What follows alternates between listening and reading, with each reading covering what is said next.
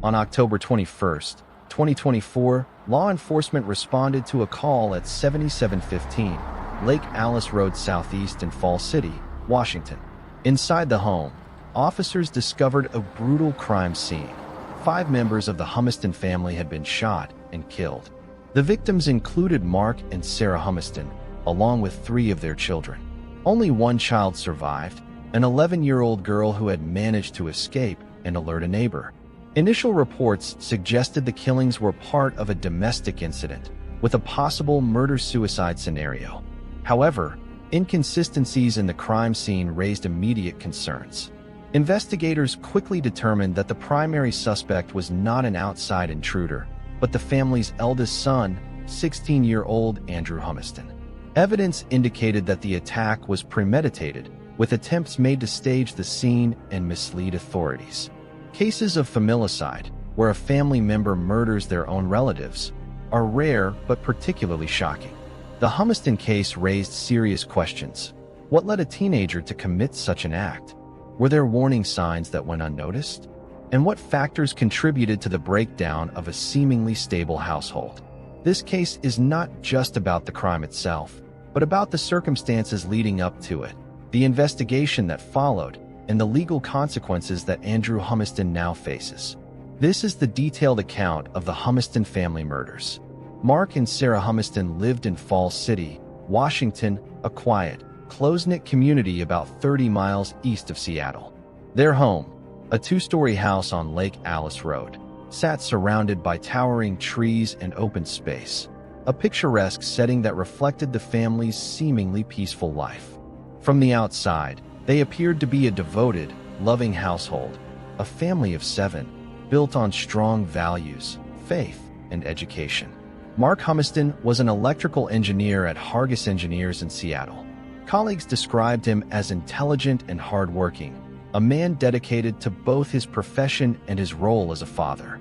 Sarah Humiston, a former registered nurse, had left her career to focus on homeschooling their children. Education was a priority in their household, and Sarah took an active role in shaping her children's academic and personal growth. The Humiston children, Andrew, 16, Benjamin, 13, Joshua, 9, Catherine, 7, and their 11-year-old sister, who survived the attack, were raised with a structured routine. Their homeschooling allowed for flexibility, but their parents maintained strict expectations for discipline and performance. The family was known in the community for being reserved but friendly. Neighbors recalled seeing the children playing outside, riding bikes, or accompanying their parents on errands. By all appearances, they were a stable, well-functioning household. But beneath the surface, there were signs of trouble. Andrew Humiston, the eldest son, had begun to change in the months leading up to the murders. Once an average student with no significant disciplinary issues, he had become withdrawn. His academic performance declined, and he showed little interest in family activities. While some teenagers experience phases of rebellion or isolation, Andrew's shift was more pronounced. He spent long hours alone, distancing himself from his siblings and parents. His resentment toward his family, particularly his parents, seemed to grow. Whether it was due to academic pressure, personal struggles, or deeper psychological issues, something was unraveling.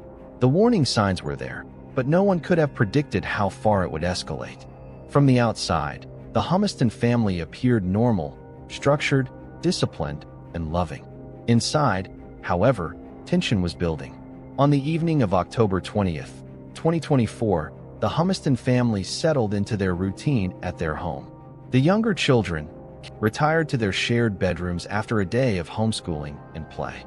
Their parents retreated to the master bedroom upstairs, unaware of the impending tragedy. Their eldest son, 15-year-old Andrew, executed a calculated plan to murder his family. Armed with a firearm, Andrew first entered his parents' bedroom. He shot his mother and his father multiple times, including fatal shots to their heads. The suddenness of the attack left them no chance to react or defend themselves. Andrew then moved to the room shared by his brothers, Benjamin and Joshua. He shot Benjamin, attempting to stage the scene to implicate him as the perpetrator in a fabricated murder-suicide scenario. Joshua was also fatally shot in his sleep. Next, Andrew targeted his sisters. He shot Catherine, resulting in her death. He then shot his 11-year-old sister, inflicting serious injuries. Despite her wounds, she remained conscious and made a critical decision to play dead, a tactic that likely saved her life. Believing he had eliminated all witnesses, Andrew attempted to stage the crime scene to mislead investigators. He placed the firearm near Benjamin, aiming to frame his deceased brother for the murders. Satisfied with his manipulation, Andrew left the scene. Seizing a moment of opportunity, the 11-year-old girl gathered her strength and fled the house. She sought refuge at a neighbor's residence, where she recounted the horrific events and identified Andrew as the assailant. Her courageous escape and testimony were pivotal in unveiling the true nature of the crime. This harrowing incident not only shattered the Humiston family, but also left an indelible mark on the Falls City community, raising profound questions about the underlying causes of such familial violence. In the early hours of October 21st, 2024, law enforcement officers arrived at the Humiston residence on Lake Alice Road SE in Falls City, Washington, responding to multiple 911 calls reporting gunshots. The scene that awaited them was both gruesome and perplexing. 5 family members were found deceased. The sole uninjured family member present was 15-year-old Andrew Humiston. Upon arrival, officers were immediately struck by the apparent staging of the crime scene. Benjamin's body was positioned with a firearm nearby, suggesting a possible murder-suicide scenario. This initial setup seemed to indicate that Benjamin had fatally shot his family members before taking his own life. However, inconsistencies soon began to surface. At 4:55 a.m., Andrew had placed a call to 911, claiming that his brother Benjamin had killed their family before turning the gun on himself. This account was intended to corroborate the staged scene. However, just minutes later, at 5:02 a.m., another 911 call was received from a neighbor. The Humistons' 11-year-old daughter recounted a different version of events. She identified Andrew as the assailant, stating that he had shot her and the rest of their family. Her testimony immediately cast doubt on Andrew's narrative. Forensic investigators began a meticulous examination of the scene. Ballistic analyses revealed that the trajectories of the bullets and the lack of gunpowder residue on Benjamin's hands were inconsistent with him being the shooter. Moreover, the positioning of the bodies and the nature of the wounds suggested that the victims were attacked while they were asleep or otherwise unprepared, further contradicting the murder-suicide theory. Interviews with neighbors and family friends painted a picture of the Humiston family as a close-knit and devout household. Mark and Sarah were described as dedicated parents who prioritized their children's education and well-being. The children were homeschooled, and the family was actively involved in their local community. There were no prior reports of domestic disturbances or any indications of underlying tensions that might foreshadow such violence. However, some neighbors recalled recent changes in Andrew's behavior. Once a polite and engaged teenager, he had become increasingly withdrawn over the past months. He was rarely seen participating in family activities and often isolated himself. Despite these observations, no one could have anticipated the tragic events that unfolded. As the investigation progressed, the evidence increasingly pointed toward Andrew as the perpetrator. The combination of forensic findings, the surviving sister's testimony, and inconsistencies in Andrew's account led authorities to arrest him on multiple counts of aggravated murder and attempted murder. The community grappled with the shock of the incident, struggling to reconcile the image of the seemingly harmonious Humiston family with the horrific reality of the crime. This case underscores the complexities inherent in familial relationships and the challenges in identifying and addressing underlying issues before they escalate into violence. The investigation into the Humiston family murders serves as a somber reminder of the importance of vigilance and intervention in the face of troubling behavioral changes, even within the most seemingly stable households. As investigators delved deeper, forensic evidence began to unravel Andrew's fabricated story. Ballistic analyses revealed inconsistencies in the trajectories of the bullets, and the absence of gunpowder residue on Benjamin's hands further disproved the possibility of him being the shooter. Additionally, the nature of the wounds and the positioning of the body suggested that the victims were attacked while they were asleep or otherwise unprepared, contradicting the murder-suicide scenario Andrew had attempted to portray. Confronted with the mounting evidence, law enforcement officials faced the critical task of interrogating Andrew. During a tense session, they presented the forensic findings and the compelling testimony of his surviving sister. The weight of the evidence left little room for Andrew to maintain his initial deception. This confrontation marked a significant turning point in the case, leading to Andrew's arrest on multiple counts of aggravated murder and 1 count of attempted murder. The unraveling of Andrew's alibi and the subsequent revelations not only provided clarity to the investigators, but also offered a semblance of closure to a community grappling with the incomprehensible loss. The case underscored the importance of thorough forensic analysis and the resilience of a young girl whose bravery ensured that the truth prevailed. As the legal proceedings commenced, the focus shifted to understanding the underlying factors that led to such a catastrophic breakdown within a family that, on the surface, epitomized harmony and success.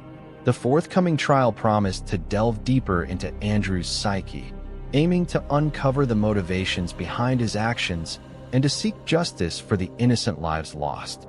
This case serves as a poignant reminder of the complexities that can exist beneath the veneer of familial perfection and the critical need for vigilance and support within communities to prevent such tragedies. Following the harrowing events at the Humiston residence, law enforcement swiftly moved to apprehend 15-year-old Andrew Humiston. Upon his arrest, Andrew exhibited a demeanor that was notably composed, a stark contrast to the gravity of the accusations against him. This calmness raised immediate questions about his emotional state and potential underlying factors contributing to the tragedy. In the days leading up to the incident, subtle yet concerning changes in Andrew's behavior were observed. Once an active participant in family activities, he had become increasingly withdrawn, often isolating himself in his room. Academic pressures appeared to weigh heavily on him, with noticeable declines in his school performance. Conversations with peers and teachers revealed that Andrew had expressed feelings of inadequacy and frustration, particularly in meeting the high expectations set by his parents. Psychological assessments conducted post-arrest indicated that Andrew may have been experiencing undiagnosed depressive episodes. Experts suggest that such internalized struggles, when left unaddressed, can manifest in extreme actions, especially in adolescents lacking adequate coping mechanisms. The combination of familial expectations, academic pressures, and social isolation likely created a volatile emotional environment for Andrew. In similar cases, experts have identified common patterns among adolescent perpetrators of familial homicide. A study published in the American Journal of Psychiatry highlighted that such individuals often experience a sequence of events that become progressively unbearable, leading to a loss of control. These events are frequently coupled with significant changes in interpersonal relationships within the family, contributing to the eventual violent outburst. The case of Andrew Humiston underscores the critical importance of early intervention and mental health support for adolescents. It serves as a somber reminder that beneath the facade of a seemingly typical teenager, there can exist profound struggles that, if left unrecognized, may lead to unimaginable consequences. As the legal process unfolds, the focus will undoubtedly center on understanding the full extent of Andrew's psychological state and the contributing factors that led to this familial tragedy. This case emphasizes the necessity for communities and families to remain vigilant, fostering open dialogues about mental health and ensuring that support systems are readily accessible to those in need. In the aftermath, the surviving family members and the community at large are left grappling with the profound loss and the search for answers. The hope is that through comprehensive analysis and understanding, similar tragedies can be prevented in the future, highlighting the essential role of mental health awareness and intervention in our society. The trial of 15-year-old Andrew Humiston, charged with the murders of his parents and 3 siblings, as well as the attempted murder of his surviving sister, has garnered significant public and media attention. The courtroom is filled with journalists, community members, and legal professionals, all eager to witness the proceedings of this tragic case. The prosecution presents a compelling case, emphasizing the premeditated nature of the crimes. They highlight forensic evidence, including ballistic analyses and the absence of gunpowder residue on the deceased brother's hands, which contradicts Andrew's initial claims. The testimony of the surviving sister, who identified Andrew as the assailant, serves as a cornerstone of the prosecution's argument. They assert that Andrew's actions were deliberate and calculated, aiming to eliminate his family members. In contrast, the defense focuses on Andrew's psychological state, suggesting that he may have been experiencing undiagnosed mental health issues leading up to the incident.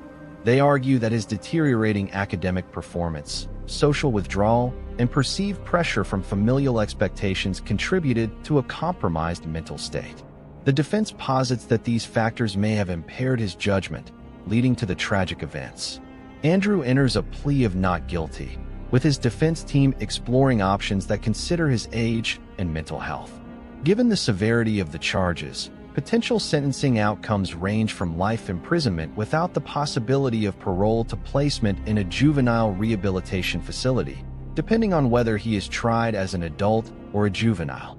The court must also consider state laws regarding sentencing minors for serious offenses. The community remains deeply affected by the tragedy, with many expressing shock and sorrow over the loss of the Humiston family. Vigils and memorials have been held in their honor, reflecting the collective grief and the desire for healing. As the trial progresses, the community watches closely, seeking justice and understanding in the wake of such an unimaginable loss. The outcome of this trial will not only determine Andrew's fate, but also serve as a poignant reminder of the importance of mental health awareness and intervention, especially among adolescents facing significant pressures. In the wake of the tragic events that befell the Humiston family, the surviving sister faces an arduous journey of healing and adjustment. The sudden and violent loss of her immediate family has thrust her into a complex emotional landscape, marked by profound grief, trauma, and a reevaluation of her personal identity. Research indicates that siblings who endure such losses often grapple with intense feelings of despair, loneliness, and hopelessness. These emotions can be compounded by the necessity to assume new familial roles and responsibilities, further complicating the grieving process.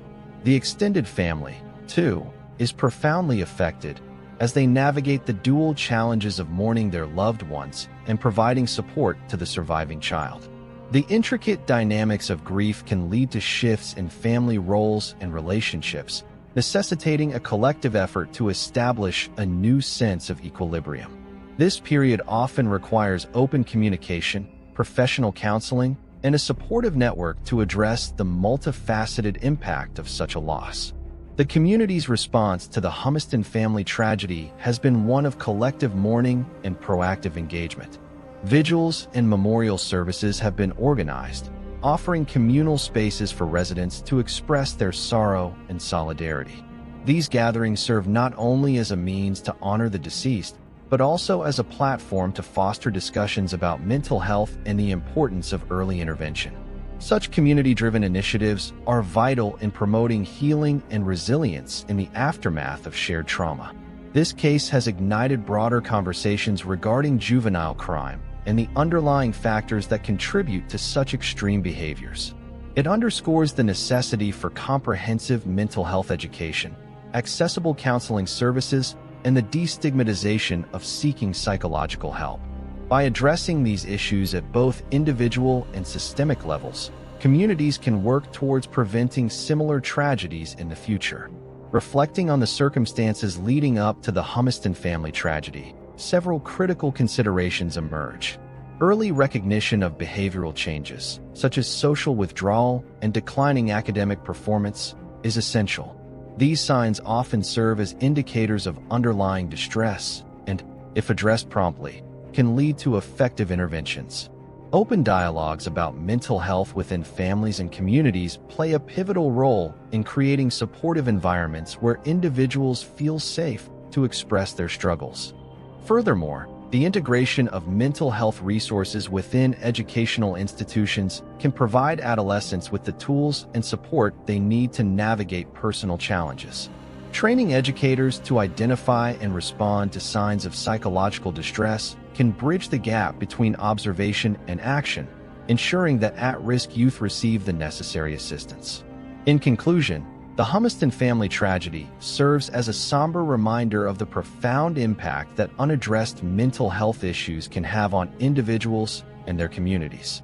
It calls for a concerted effort to prioritize mental well-being, foster open communication, and establish robust support systems.